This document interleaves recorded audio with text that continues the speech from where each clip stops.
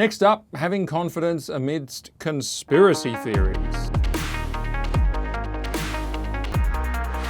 And yes, I am going to address some conspiracy theories. I wasn't going to do it, but then I realised that not many people are doing it, and so why not?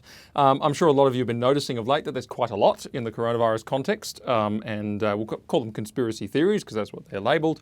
Whether or not they are really conspiracy theories, I'm about to tell you. Firstly, did the virus originate in a lab, and was it deliberate? Secondly, is 5G technology spreading the virus? And thirdly, does Bill Gates have something to do with it? And who does he plan to vaccinate? Let me just quickly mention these three, and I'm not going to go into a lot of detail because I actually want to get to the point. I think this is important and useful for everyone, the final point that I'm going to make in this. But firstly, the lab theory. We've all heard it. It came from a lab. It didn't come from the wet market in Wuhan. The first problem is this. The lab is actually over 30 kilometres away from the wet market. It's not over the road. It's not on the same city block. I've seen claims to that effect around the place. That's not accurate. Secondly, if you're inclined to think that it was deliberately released from a lab, just consider for a minute. That goes against every fibre in the communist DNA. Communism is very concerned, throughout history and all its applications, very concerned about losing face in the eyes of the world. Very concerned. In fact, that's the primary concern, and that's why they muck up so much of their crisis handling, because they're scared that word will get out. So they would never inflict it on Wuhan. If it was deliberate, they would have sent the virus overseas. You can believe you me, and they wouldn't have started it in their own backyard and dealt with the stigma and the shame of all of that. So the question is, could it have happened that way? Well, look, sure, it could have, but only because it's not impossible. And I know Mike Pompeo, the US Secretary of State, mentioned it, but he's backing down from the situation. So clearly there's not a whole lot of evidence there. But if it did happen, it could, right? So if it did happen that way, then I'd put my money on it was an accident, not a conspiracy. So it doesn't change things that much. Secondly, the 5G theory.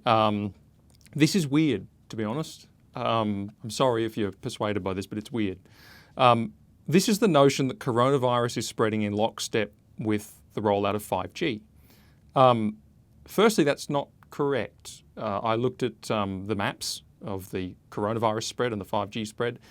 It's not really a correlation, other than the fact that population centres, high-density areas that have lots of travel connections, are both, high priority targets for a 5G network, but also it's where coronavirus is likely to go. So there's some overlap in that respect, but it's really not significant, not as significant as it would be if this was true. But let me just make this point. 5G is what? It's electromagnetic waves, radio waves, which is in the really low part of the electromagnetic spectrum. The allegation is that that causes health concerns. But here's the thing. The known health concern from electromagnetic waves for a very, very long time has been cancer and tumours. And higher up the spectrum, more risky for cancer and tumours. Lower down the spectrum, less risky. To suddenly say, well, it's actually spreading a biological agent, a virus that causes respiratory disease, I don't know what's going on there. That's a weird jump sideways. Look, if there is a health concern from 5G, it's going to be cancer. Now, it's actually in that part of the spectrum down low, below UV light, which is the lowest part of the spectrum that is known to be able to cause cancer. That's, the sun can cause cancer. It's got UV in it as well as visible light, which is higher up. But lower down than that, not really. And there's a bit of a jump before you get to the radio waves that are used in 5G. So it's pretty safe. Now, maybe one day they'll find out they were wrong about that. But if they were wrong, it'll be because it has a cancer-causing potential, okay? It won't be because it causes respiratory disease, which is strange. Third, the Bill Gates theory. This is the idea that Bill Gates plans to use the virus as an opportunity to roll out mandatory vaccination, potentially including a microchip, because that's what he's always wanted to do. Now, look, Bill Gates got his problems. Don't take me as, being Bill Gates' biggest fanboy. And yes, he is keen on vaccines, although I don't think in light of the work that he's been doing for a while, that's so crazy, because he is dealing with infectious diseases. And look, vaccines, there's context in which vaccines have been very good at dealing with infectious diseases. And so, look, it's true, he would like more vaccination. And yes, he is investing in technology, along with others and other organisations, that can inject not a microchip, but microparticles, which are able to be detected when scanned or light shone on them or whatever to show that someone has been vaccinated. Now, is that a worrying technology? Well, it could be. I mean, I haven't looked into it enough, except that's not the point. The point is this. The notion that global enforced rollout of microchip vaccines could be suddenly achieved with great effect is unrealistic. Entire populations would rebel. Think of many Americans with their firearms. Governments are not unified like that. Governments are fighting with each other and in opposition with each other all over the world. Some would say no, some would say yes. It just wouldn't work. They don't get on. Or there's the third world, which is just not adequately served with bare necessities. And there's teeming millions of people there. And Gates hasn't managed to reach them all with basic healthcare, let alone 7 billion vaccines to cover the entire world. How would that be manufactured? Where would it come from? What would be the logistical infrastructure required to get that done? What about the international and national cooperation required to get that done? What about the personnel required to put that together? That would be something that's never been done before, never been achieved before. The resources, your head kind of blows up when you even try and imagine it. It's not feasible. Now, that said, is it possible that one day nearly everyone on the planet will be required by law to be vaccinated one day? Perhaps. Perhaps, yeah. One day. That's actually potential. Is it possible that one day there'll be multinational rollout of microchip implants for some reason? One day, perhaps, maybe, among a gazillion other different possibilities. Is it possible that one day we will tear down 5G towers because we discover that they can cause an unacceptably high number of malignant cancers? Seems unlikely, but look, all right, one day, maybe, perhaps. And that's the reality. And this is the point. The fears at play here are actually classic fears. Fears being the key word, because they're speculative. They are maybe somehow in the future type fears. They rely on a lot of hypotheticals. They rely on a level of seamless global infrastructure that doesn't exist. They rely on these very, very hypothetical situations.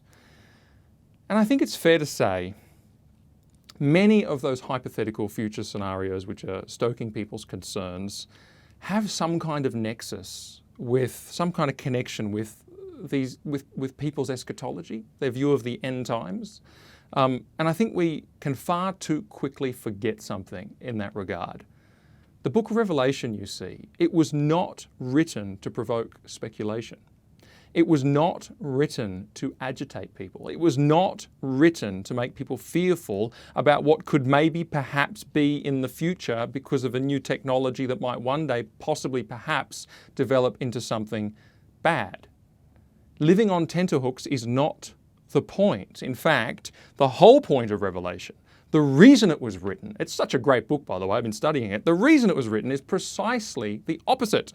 John wrote it to churches who were in the fire of persecution, facing martyrdom for their faith, living with daily and present and well-founded fears, terrified of the chaos in their world. He wrote it not to make it all worse, not to fill them with speculation and concern and fears about what's coming. He wrote it to encourage them. He wrote it to strengthen them, to bless them, and to give them peace in troubled times and concerning the future. Why? How? How would that be the case? Because it's the revelation of Jesus Christ. Read verse 1. The great revealing of the fact that Jesus is Lord and He is King, and what happens will happen in His good time and in His planning, and none of it will happen apart from His care of His people. Why? That's why there's a throne in heaven in chapter 4. That's why He holds the scroll of world history in His hand and is rightfully able to open it in chapter 5. That's why He's the ruler of the kings on earth in chapter 1, and He's seen directing all things through thick and thin in His sovereign power as what? Lord. What did Peter say on Pentecost? He said, God has made this same Jesus who you crucified both Lord and Christ. And this is the revelation of that reality. And it's there, words like mark of the beast or phrases like that aren't there to make us anxious. They're not there to fill us with concern. They're there to fill us with confidence in the living God because it's written down beforehand. He knows the way things are. He knows what will happen, and He's in full control. And if everyone will one day be injected with a microchip, well, you ain't going to stop it. But you can have a great deal of confidence in the fact that it won't happen, apart from God letting it happen, and He hasn't forgotten about His children. Not to mention, I think every generation has at some point become preoccupied with speculation about the end, and they invariably get it wrong. So save yourself the nervous energy. Understand that it will happen with or without it will happen with or without you in God's good time. And take some advice from Jesus in the very first chapter. What happens when John falls at His feet? He puts his hand on him and he says, Fear not, for I am alive forevermore. And if you're getting knocked off course or getting concerned or getting really worried about speculations in this time of trouble, really take heart. That's why Revelation was written. Fear not, because he is alive forevermore and he is Lord. Hey, one more thing. I've been looking at the metrics and I figured out something. You guys are watching the videos and not subscribing. So please help us out a great deal by hitting the like button and then hitting subscribe, hitting the bell as well so you get the notifications. It helps us out a really great deal, and you can click here to see more videos.